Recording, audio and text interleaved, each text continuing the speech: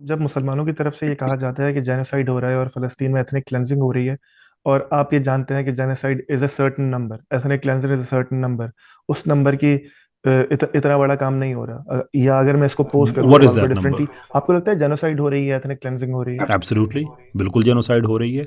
जो लोग कहते हैं कि there is a certain number, I like to ask them what is that number.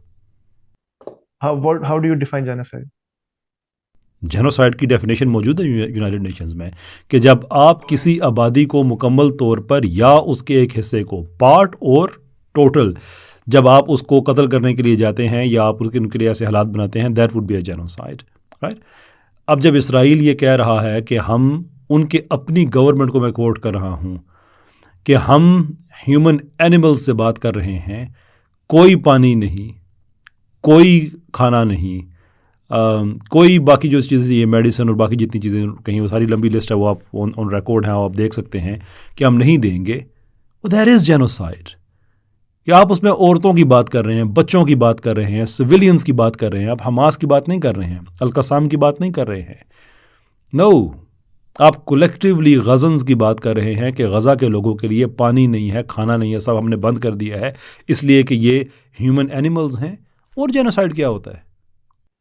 अगर मैं हमास के नंबर्स लूँ तो 18,000 लोग अब तक मारे गए हैं। 18,000 जेनोसाइड होता 18,000 एयर स्ट्राइक्स में जिनकी शहादतें हुई हैं।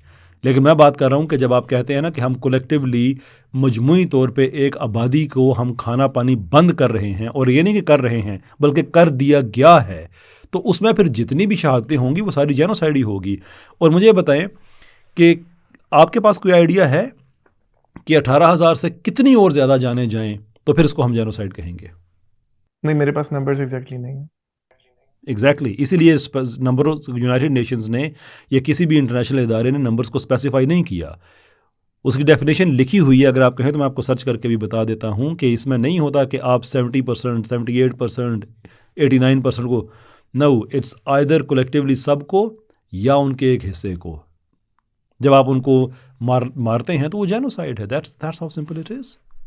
आपने जेनोसाइड की बात की कि इसे जेनोसाइड कहते हैं, लेकिन जिन सिविलियंस की आप बात कर रहे हैं वो तो कोलेटरल डैमेज है, हर जंग में होता है। जब पाकिस्तान ने साउथ वजीरिस्तान, नॉर्थ वजीरिस्तान में तालिबान को मारने की कोशिश की, हमने भी लोग डिस्प्लेस किए।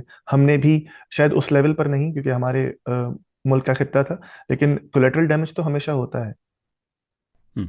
अच्छा, मैं एक जेनोसाइड की पहले हम अ, उ- उसकी हम जो इंटरनेशनल डेफिनेशंस की मैं बात कर रहा था, मैं आपको दो मैं बताता हूँ। एक जो है वो convention on prevention and punishment of of the crime of genocide. इसकी डेफिनेशन में ये लिखा हुआ है, और ये यूनाइटेड नेशंस का डॉक्यूमेंट है, कि इसकी जो डिफ़ाइन किया गया है कि genocide, a crime committed with the intent to destroy a national, ethnic, racial or religious group in whole or in part। ये यूनाइटेड नेशंस हो गया।